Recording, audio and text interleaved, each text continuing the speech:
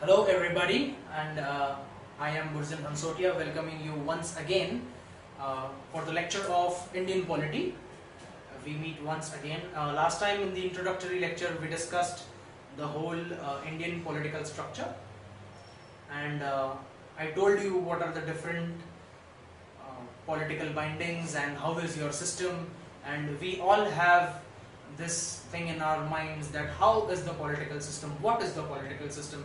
We always look forward to the hierarchy of various offices, like the hierarchy of the police, and we would always like to know how does the legislature work, how is the Lok Sabha and how is the Rajya Sabha working along with, and various other things that we would like to know about the administrative system, the administrative functions of India.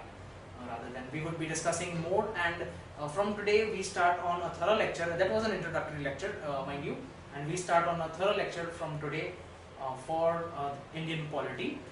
And the first we shall discuss that the Indian Constitution is actually a framework.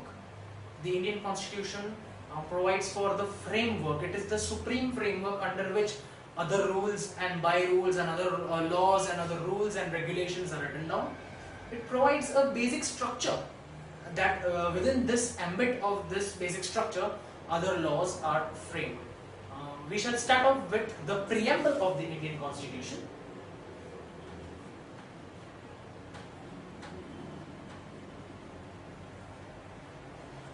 We have all studied the preamble of the Indian Constitution in our school, but we tend to forget when we are at this graduation level and we are actually preparing for civil services exam. I would like to tell you more about the preamble, and we of course discuss it in a bit better manner and a bit strong manner, and the language rather becomes of the graduation one, and your graduation language is what you are required to give in your Union Public Service Commission mains exam. We discussed the preamble of the Indian Constitution. The preamble of the Indian Constitution also happens to be a fundamental soul of the Indian Constitution. The preamble also happens to be the basic structure of the Indian Constitution. We should note on this point that there can be amendments to the Indian Constitution. Amendments. The Indian Constitution can be amended. That is, that some article to the Indian Constitution can be added or it can be subtracted. And there can be an addition to an article to the Indian Constitution, to the preamble rather, since we are talking about preamble, and there can be an addition to the preamble.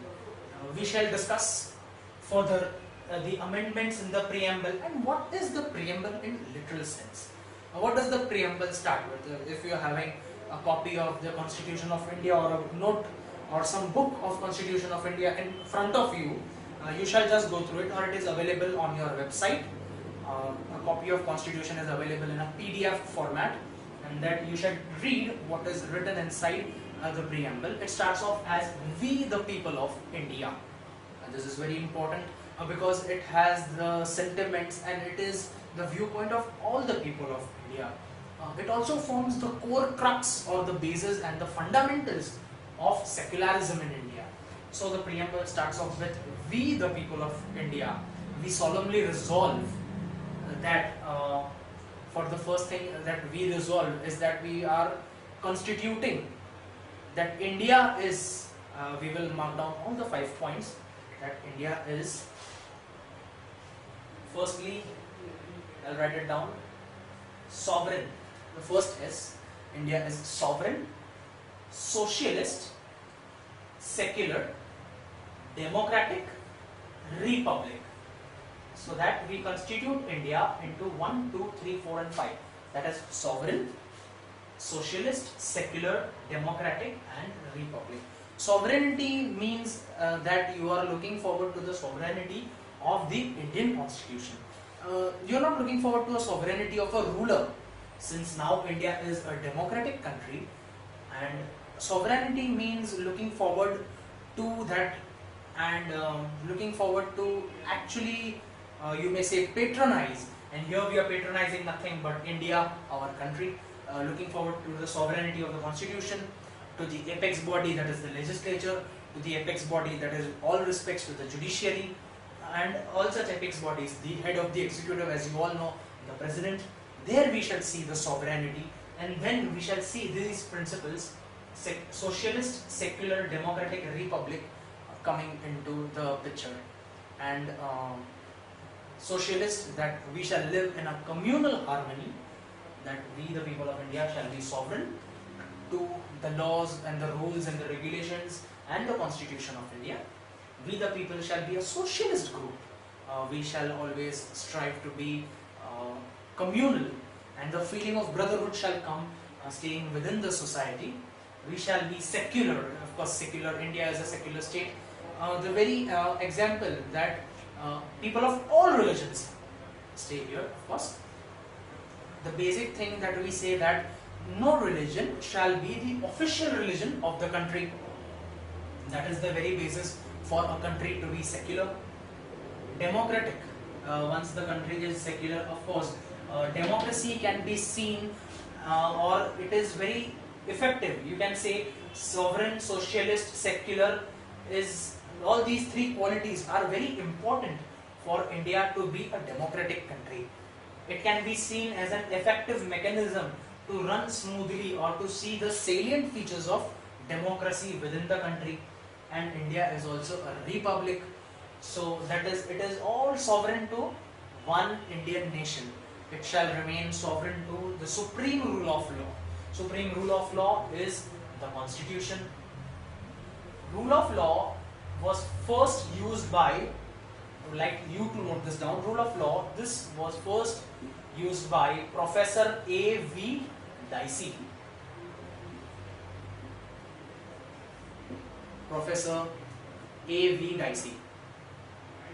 Certainly. This was the first thing, and it was used in England. Professor A.V. Dicey of England.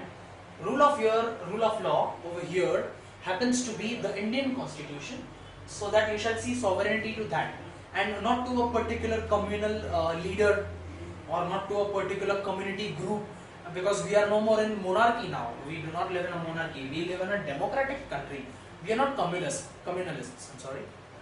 We are secular. We are socialist. We are sovereign to one supreme rule of law.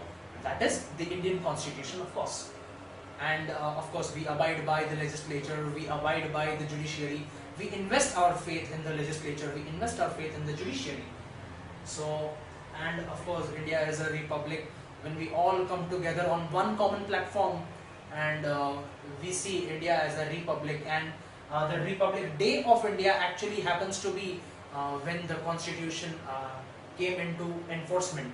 The Constitution came into force on the Republic Day, that is 26th of January 1950, 1950. So we are clear with this, that the preamble, the main features of the preamble say that we the people of India constitute India into sovereign, socialist, secular, democratic. It also guarantees, and the preamble says the Indian citizens would get justice.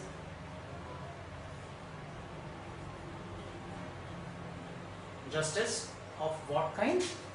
Social,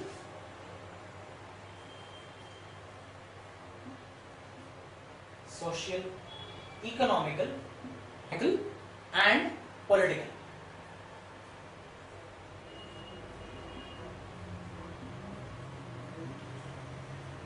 Justice shall be given to Indian people, all sorts of justice, social justice, economical justice, political justice. It shall also give liberty.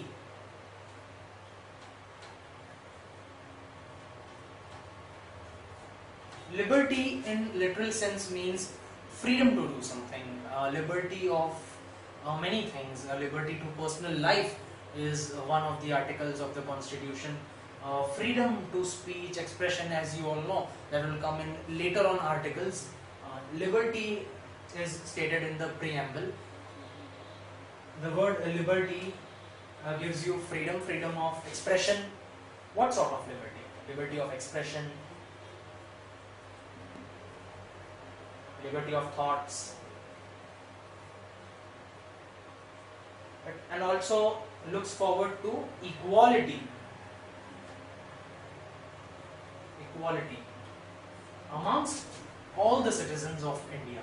So now you see, with all this incorporated into the preamble, when we saw sovereign, socialist, democratic republic, sovereign, socialist, secular, democratic republic, so that is SSRDR, we see features of justice, we see the features of liberty and equality. So you see, all these actually form the basis of a democratic India. The actual democracy shall be surfaced via justice, via liberty, via equality to all the citizens of India, equality in all forms, be it men or women, be it in any trade or profession, all sorts of equality. We Indians, we say that we are one. When we talk about justice, it shall be on all grounds. It shall not be denied on a socially backward ground or an economic ground or a political ground. When we talk about liberty, it shall be of expression, it shall be of thoughts, it shall be of speech, thoughts, expression, and of course equality in all fronts. That all these form the basic structure of the preamble.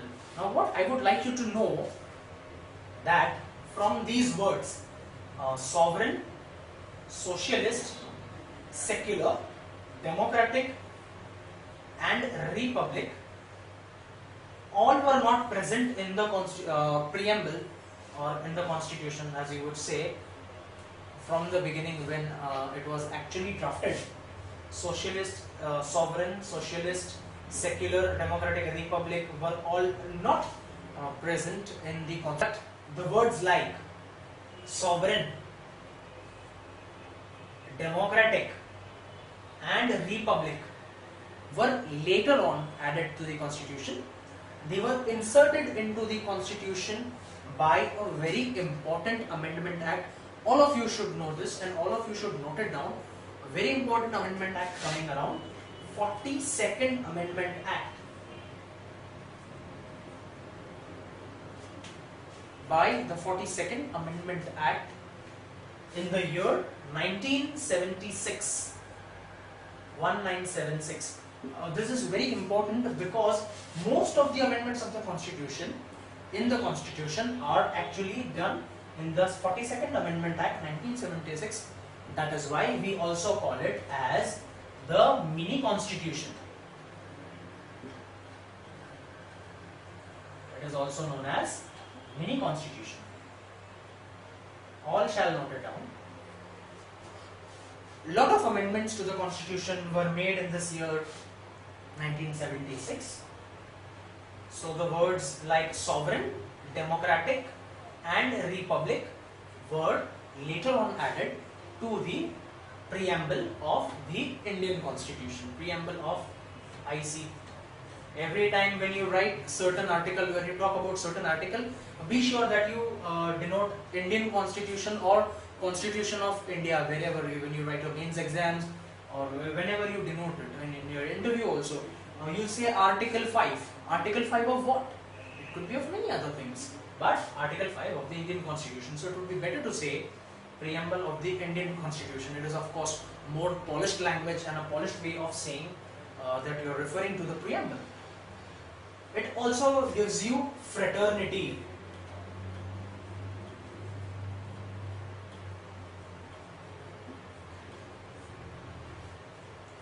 Fraternity as in dignity of the individual. Fraternity, it also secures fraternity.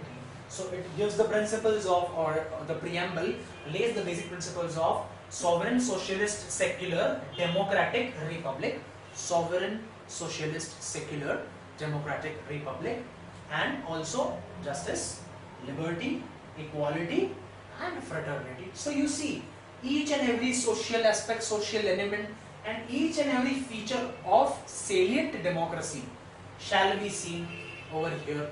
All these features shall guarantee the smooth and effective running of the democracy, and that is why we see India as a great example of democracy throughout the world. So now you can see, we shall conclude that the preamble it says that it is adopted and enacted by the Indian citizens. We, the people of India, adopt, enact and give ourselves this constitution on a very important day. I shall write it down here. It was on 26th day of November. 26th day of November 1949. A very important date. 26th of November 1949, the constitution was enacted. Enacted in the sense it was written down. And please note this point also, that Indian constitution is a written constitution. Many countries around the globe do not have a written constitution. There are some countries who are not having written constitution. India is one of them who has a written constitution. It was adopted and enacted on 26th day of November 1949. However, it came into force, as I told you, on 26th January 1950. One more very important point that I would like to say, and you should mark it actually, it is very important. It has appeared in many of the civil services paper, be it UPSC or be it any state service, public service commission, any state public service commission.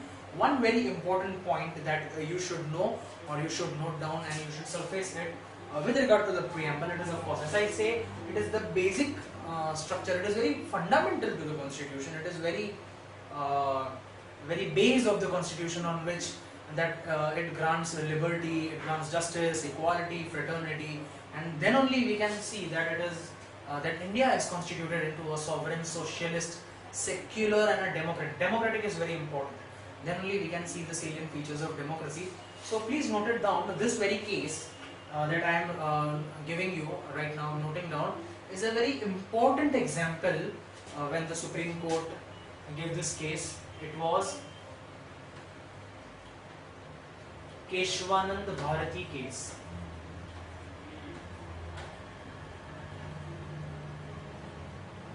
Keshwanand Bharati.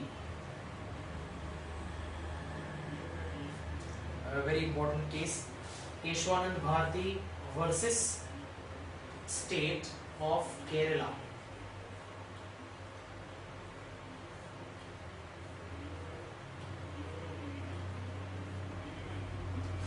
This is a very important case. In this case, Supreme Court said that the basic structure of the constitution cannot be amended. There can be amendments to the preamble. Amendment to the Indian constitution, you people should note down, is either flexible or either it is rigid.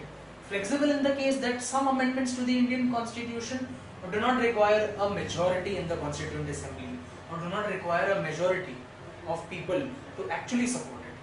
But when certain things are of too complex matter, if for a reason they are religious matters, or if for a reason that you say that it is pertaining to, it will actually cause problems to a particular community in India.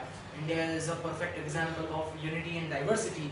So it may affect this a part of India, a part of society which may not be happy with something coming up. So those kind of issues need a special majority to actually amend the constitution, to add something or to remove something, to add, to insert or to subtract something from the constitution, subtract a part of it or insert an article, insert a whole article, we never know.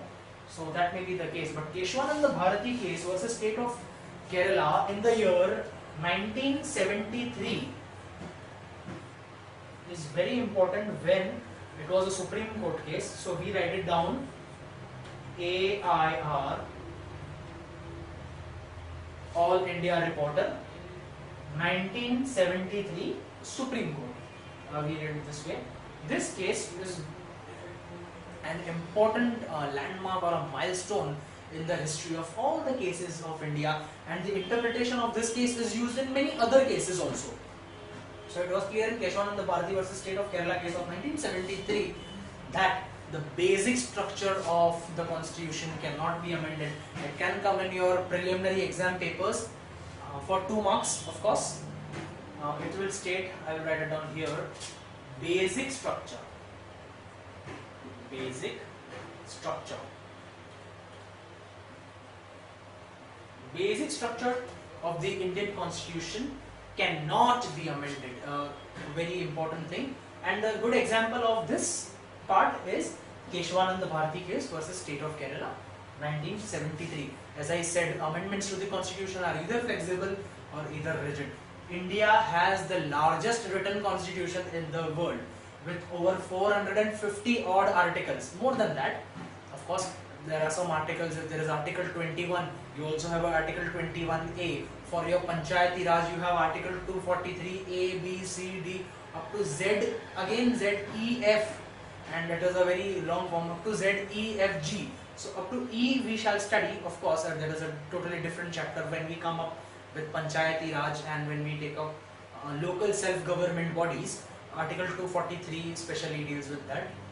But here we shall see that Indian Constitution is actually not that easy to amend, and it is prevalent in other cases also. We have examples of other cases. This case is the best example, and it is most probably asked in your exam papers and it is a favorite question of the state services. So you shall prepare for this, and you shall know the year also 1973 if you are very clear. And they may have written it wrongly in your question, that Keshwananda Bharati versus the state of Gujarat, and then they may give all these details 1973. You have to mark it wrong. You have to study that it was Keshwananda Bharati versus state of Kerala. That also you should know. So it says basic structure of the Indian Constitution cannot be amended. Though the preamble can be amended in the cases where it is for a larger public interest. But when it comes to some person, when they say that it is about some person or it is a question of the life of some person in particular, no, it shall not be amended for one person. For Mr. Keshwananda Bharati case, it was that thing, that it shall not be amended for one person in particular. But yes, the preamble is a guarantee to all the citizens of India. It says, we the people of India solemnly resolve and give ourselves the constitution, and it is written in the preamble. So yes, there if you can add, you add democratic, you add the word republic, you add the word sovereign. This is for all the citizens. It was not for a particular person, not for one person, it was for everybody. So that was the case why the preamble was amended in the 42nd Amendment Act 1976. That was the important thing that you should know. So these are some basics that may be asked in your exams, and people be prepared. It is normally asked in, not in the UPSC, but at least in State Public Service Commission exam. This is a favorite because that is the only part of the preamble which you can be jumbled or you may have some problem with. So that you shall surface. Then we move on to Article 1 of the Indian Constitution, and now we shall actually study about various important articles. We shall study about few articles of the Indian Constitution. I will take up the articles of utmost importance and not give you an information overload by actually going through all the articles of the Constitution. The most important articles of the Indian Constitution that may come up in your examination, that I shall take here and I shall discuss. However, the articles that I don't discuss or the articles that are remain may have little less significance, but you are expected to study it on your own. The chances are that it may just not be asked any time in any of your life, in any of your age of competitive exams that you give. It may not be asked. It's not so important. What is important? Because you have various other subjects to study. If I just keep on telling you 450 articles of the Indian Constitution, I don't think you will have time actually to study your other subjects. So with regards to time bound, with regards to information overload, that what you can store in here, you should be having some appropriate data that is available to you, that is suitable for your examination, that I will discuss. We shall start discussions with Article 1 of the Indian Constitution. Article 1 is a little bit important, and it is a fundamental article, and it gives you some basic information about what is India, what is in our country. And remember, we are studying Indian part of the politics right now. So we shall deal with Indian polity, and in the intermediate time I shall discuss Indian administration also. I shall give you an outlook of the Indian administrative bodies and various other administrative bodies also. Some bodies like the Attorney General, the CAG, the CAG, Comptroller and Auditor General of India, the Governor, the President are all constitutional bodies. These are all executives. these executives have a constitutional status. Their articles are very much present in the constitution, which we said we shall of course discuss in our future lectures. For now, you shall start looking at the basis of what Article 1 and further article want to say, they want to convince, or they want to tell you, or they guarantee what is enshrined in the Constitution. Now we shall study the various articles in Indian Constitution. We shall start off with Article 1 of the Indian Constitution. Article 1 of the Indian Constitution states that India, that is Bharat, this word is very much in the Constitution, India, that is Bharat, shall be a union of states, shall be a union of the federal state, of small states, which shall be constituted into one union and shall comprise of all such territories that may fall within India. Therefore, India, that is Bharat, shall be a union of states. Article 2 of the Indian Constitution allows for the admission and establishment of new states incorporated within the territory of India. Article 2 of the Indian Constitution provides for the admission of new states, like in the case of Sikkim. As you may see, Sikkim was not previously a state of India, but then it was added by a constitutional amendment to the territory of India, and then Sikkim became a part of India, which earlier Sikkim was not a part of India. So there we see the features of Article 2. Article 3 of the Indian Constitution. Article 3 states for the formation of new states. Article 2 is admission of new states, to admit, to incorporate in the territory. Article 3 is for formation of new state. For example, this is a state, and in that you have to form another state like this. So this is one state, this is the other state. A formation of a new state, or the alteration of the names of the state or the territories of India. The very good example shall be the state of Bihar and the state of Jharkhand, or you may say, for the matter of fact, Madhya Pradesh and Chhattisgarh, of course. A very good example. Madhya Pradesh was constituted into Madhya Pradesh and Chhattisgarh. So, Article 3 of the Indian Constitution allows for the formation of new states, and also allows for the alteration of names of states and also the territories, and also allows the alterations in the boundaries of states. That this shall be the limit, what shall be incorporated into one state, or this boundary of a state shall be further extended, or it shall be further reduced, and the boundary of the other state, corresponding state, shall extend. So Article 3 of the Indian Constitution gives you the provision for formation of new states and alteration. So 2 is different from 3. 1 is that India, that is Bharat, shall be a union of states. 2, it allows the admission of states into the territory of India, and Article 3 of the Indian Constitution allows formation of states and alteration of their name. Into Article 3 of the Indian Constitution, we have certain points to remember. Article 3 of the Indian Constitution allows the Parliament to A, you shall note it down, form new states. Form new states. The formation of new states can be done through a law-making procedure by the Parliament only. Last time when we discussed in the introductory lecture, I told you law-making is exclusive to the Parliament of India. It is the legislative body, and the legislature can only make laws. The executive, the judiciary do not make laws.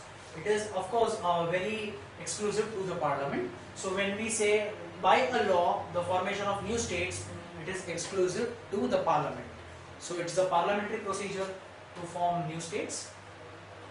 B, you have to remember, part B of this is increase the area of any state. The Parliament Always remember, the parliament by law can increase the area of any state.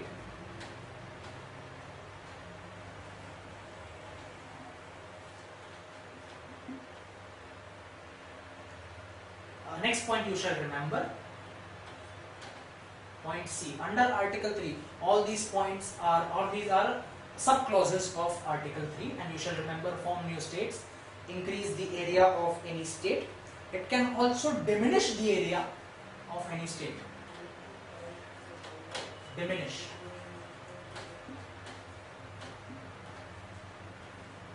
To diminish is to reduce the area of any state. If you have a copy of the Constitution of India in front of you, you shall always have a copy of the Constitution of India in front of you. If it is not available on a hard copy format, you shall just download it in a PDF format and read for yourselves, because until you read, you won't be able to know what I am talking about. So it can form, it can increase, it can diminish, it can reduce in size, diminish to a smaller portion. Point D that you shall remember.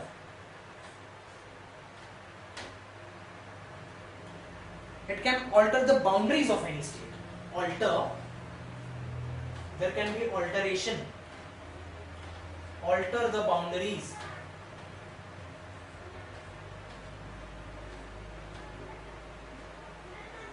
It can alter the boundaries of any state. It can make alterations, it can make changes to the boundaries of any state. Earlier, Madhya Pradesh was such a big state, was such a big boundary. It was altered in between, and then a new state came into being, that is Chhattisgarh, and same happened with Bihar and Jharkhand, that you know. And in the case of formation, you've seen new states being formed, and the addition of states like Goa as a state was added to India. Sikkim was added, and you've seen increasing in the area. It can increase through a law passed by the parliament, where they seek Belgaum to come into part of Maharashtra.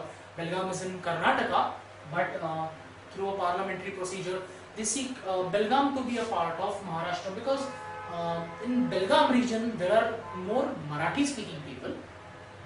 So they see that it can be done through a constitutional procedure. The procedure is provided for in Article 3 of the Indian Constitution. It is an important article. It can diminish the area also. It can reduce the size of the area, alter the boundaries. Formation of new states you have seen in the case of very good example, formation of Maharashtra and formation of Gujarat. It was through an act in 1960 that we know that it came into being on 1st of May 1960, Bombay, and the Bombay province was divided into the states of Maharashtra and Gujarat, and of course later on Kutch and Saurashtra all were incorporated into the state of Gujarat. And we shall also surface one more point, E.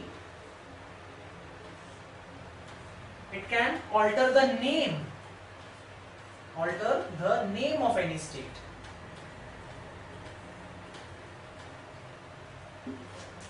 Name alteration can be done again by parliament. All these features have a provision in Article 3 that parliament may by law do all these things, and the parliament is a competent authority, has the power to do form new states, increase, diminish area, alter boundaries, or alter the name of a particular state.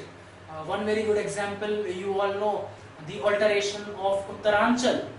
The alteration of Uttaranchal state, and then it became Uttarakhand.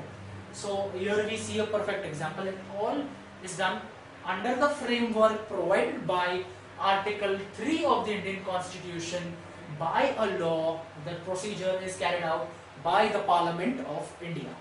So on Article 3, I think you are clear. This is the core crux or the fundamental or the basis of Article 3 of the Indian Constitution. And 1, 2 and 3 are very important, we shall remember. It talks about the Union of India, Article 1, 2 and 3 and 4 of course. From Article 5 onwards we have citizenship provisions. Article 1, 2 and 3 is important. 4 you may however give self-reading and a self-study to it. 4 is not all that favorite one to be asked in your exams. We shall be making a strategy that you shall focus on what shall be asked, what shall be surfaced in your exams. You shall know what basic things that will come in your examinations, or the basics that they will ask. The basics are related to Article 1, 2 and 3. Now we start talking about the citizenship provisions. There are a few citizenship provisions under Article 5. It states from 5 to 11. It stretches from Article 5 to 11 of the Indian Constitution. From Article 5 to 11, you are supposed to know Article 5 very thoroughly. Article 6, however, will tell you about its separation, about the partition when it came during the times of partition of Pakistan, and the citizenship provisions then. And Article 5 shall tell you after the commencement of the Constitution of India. The commencement date you all know is 26 January 1950. The commencement date. After the commencement, what shall be the requirements for a particular person to be called a citizen of India? We shall surface it in Article 5. Again, Article 5 is just as important as Article 3. Article 5 is crucial. Article 5 shall be seen upon. And Article 5 is the core crux of citizenship. From 5 and 6, there may be questions surfaced. And then Article 11 shall be seen that Parliament is allowed to regulate laws on citizenship. Every time when it comes to regulation of laws, or wherever the word law is attached, I would like you to remember lawmaking procedure is exclusive to the Parliament. We discussed the Parliament that comes under legislature, we discussed executive, we discussed the judiciary. If it is law, let me describe it here: legislature, executive and judiciary. So if it is lawmaking procedure, you shall remember it shall be done under the legislature. What is the legislature? The Parliament of India. Any legislative body, Parliament of India, that is upper house, lower house, Lok Sabha, Rajya Sabha in the center, and Vidhan Sabha and Vidhan Parishad in the states, in the federal setup. That is the legislative body. The executives are what? The perfect example is the IAS is a perfect example of the executive. Executive means he executes the functions, the policies, the laws made by the legislature. And judiciary, we all know. A good example, Supreme Court and judges under it.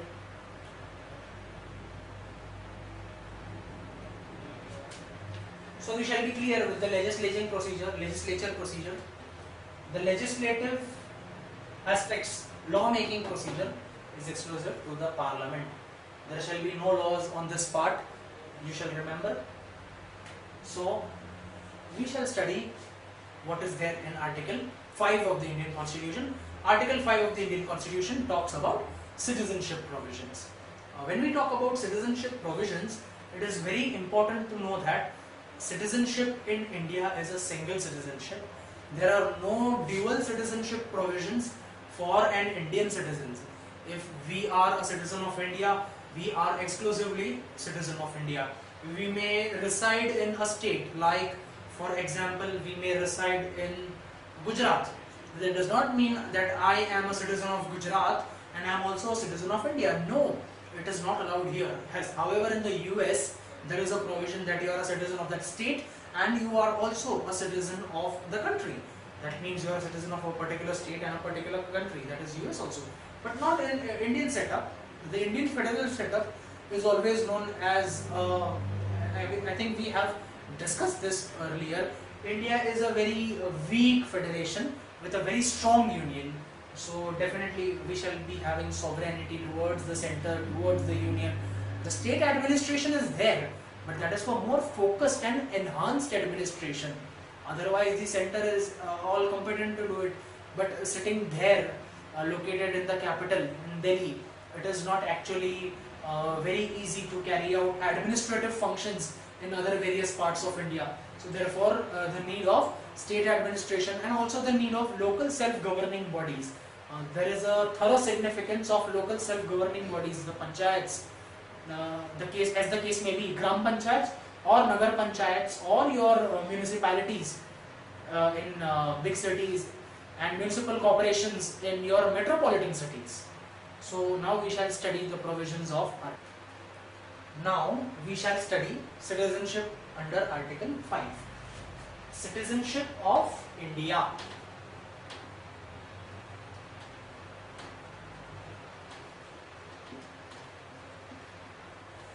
I have made it very clear that there is only a provision of single citizenship, and there is no provision of a dual citizenship. Dual is not allowed in India. It's only single citizenship.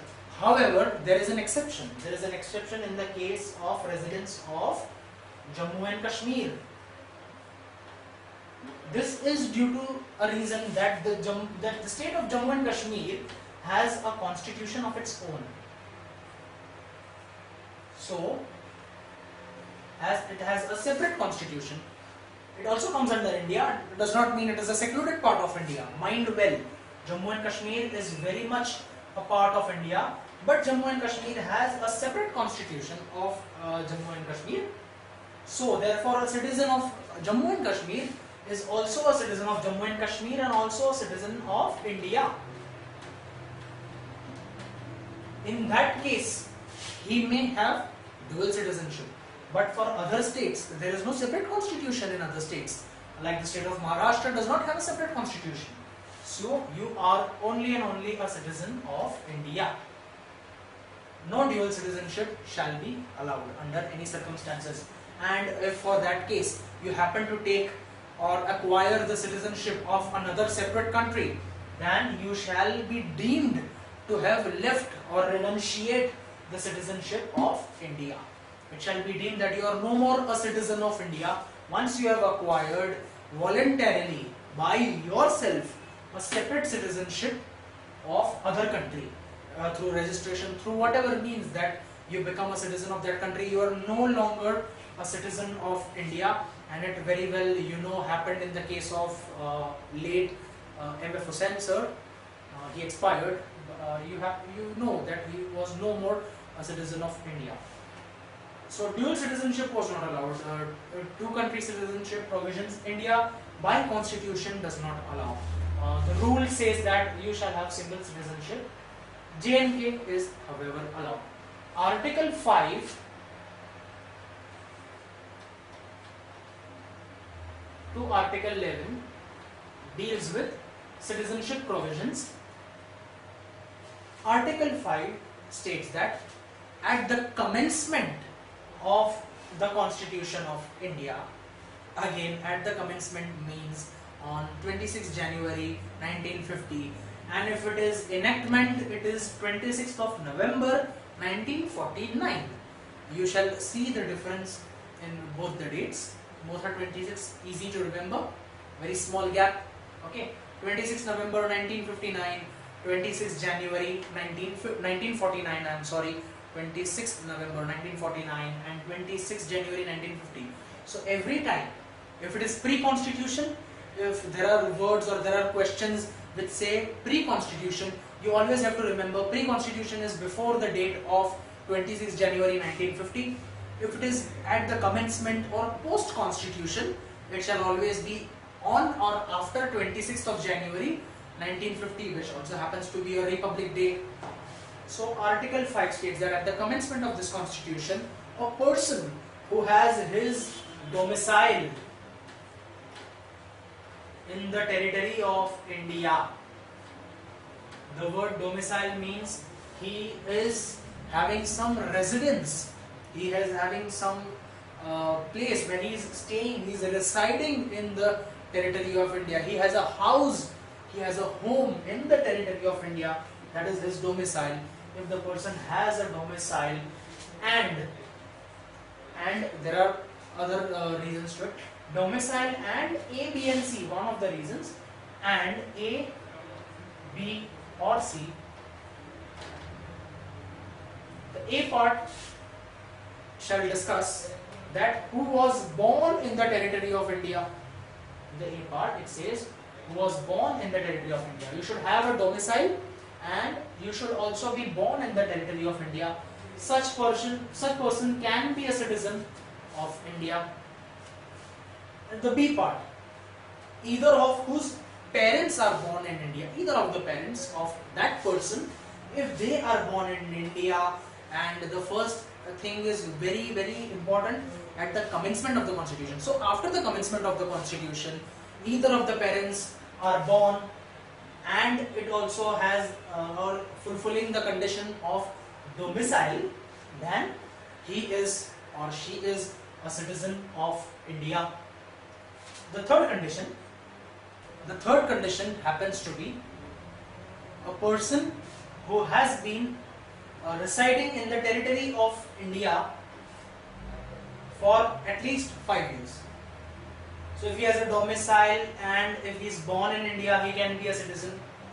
If he is having a domicile and either of his parents are born in the territory of India, he can have the citizenship of India. The C part, if ordinarily he is a resident of India, resides for 5 years, and he has a domicile in the territory of India, he shall acquire Indian citizenship. This was Article 5. Here you shall see this was Article 5.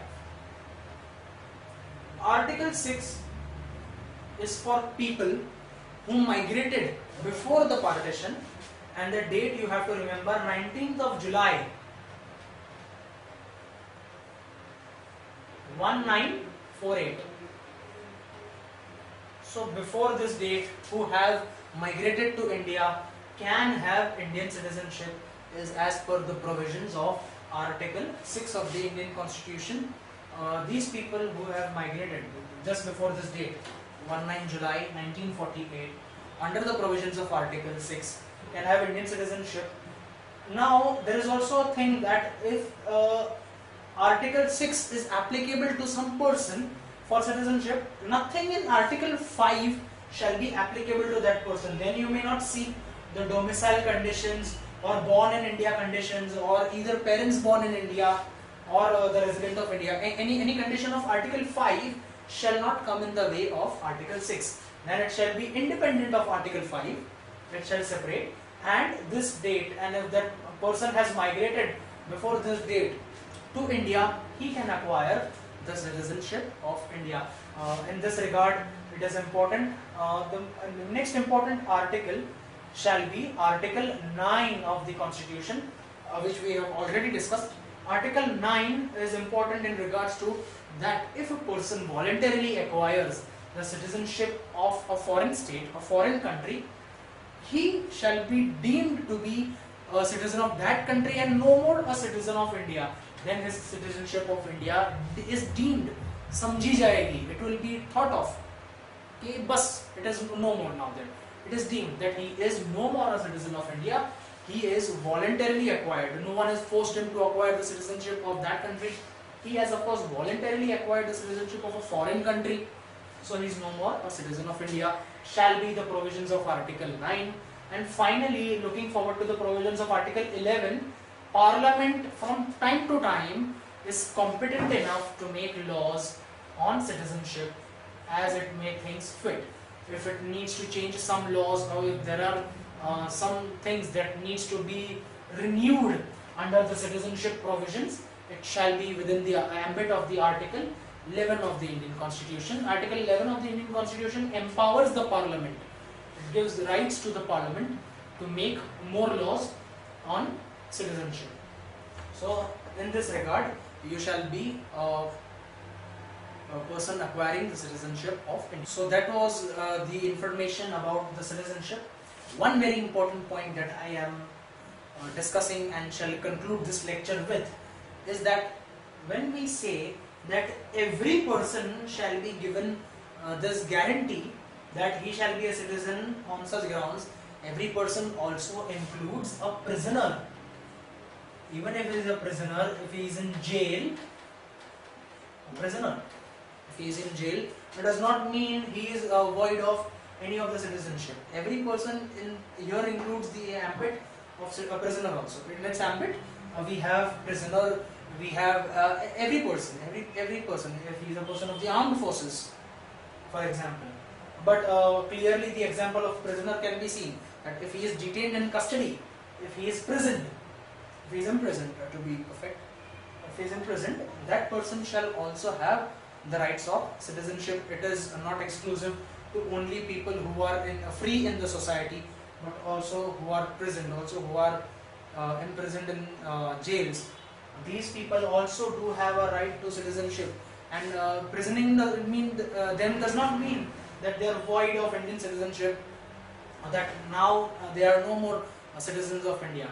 It means they are citizens of India. So even prisoners shall be within the ambit of the citizenship. So every person here under Article 5 to 11 under citizenship provisions means all people residing in the territory of India. For 5 there are various different conditions. If it is under condition Article 6, the conditions do not matter for Article 5. Article 5 has no regard with Article 6. Article 6 is exclusive to itself. Then we shall separate Article 5. And under Article 9, we have already seen that if you acquire citizenship of foreign state, you lose the citizenship of India. And Article 11 empowers the Parliament to regulate citizenship laws, and the lawmaking procedure can be carried on by the Parliament is a constitutional status provided under Article 11, and this shall conclude the chapter of citizenship. So we've learned about India and citizenship. We've learned from Article 1 to 11. We've learned that Parliament can add new states, can alter the boundaries, can diminish the area of the state, can alter the names of the state, can add a new state to the territory of India. And we've learned that the citizenship provisions that Indian people can have on the grounds of the conditions in Article 5, and not in 5, and they are migrants under Article 6 and various other provisions, and under Article 9 that they shall renunciate Indian citizenship, and so on. So thank you very much for this lecture. In the further lecture we may discuss about fundamental rights. They extend from Article 12 to Article 35 of the Indian Constitution. This itself is a question that they may ask in the paper. Fundamental rights are from Article, for example, they will say Article 13 to 35, which is wrong. Article 12 is very much a part of the fundamental rights. So fundamental rights are from Article 12 to 35, which we shall learn about and talk about in our next lecture. Thank you very much.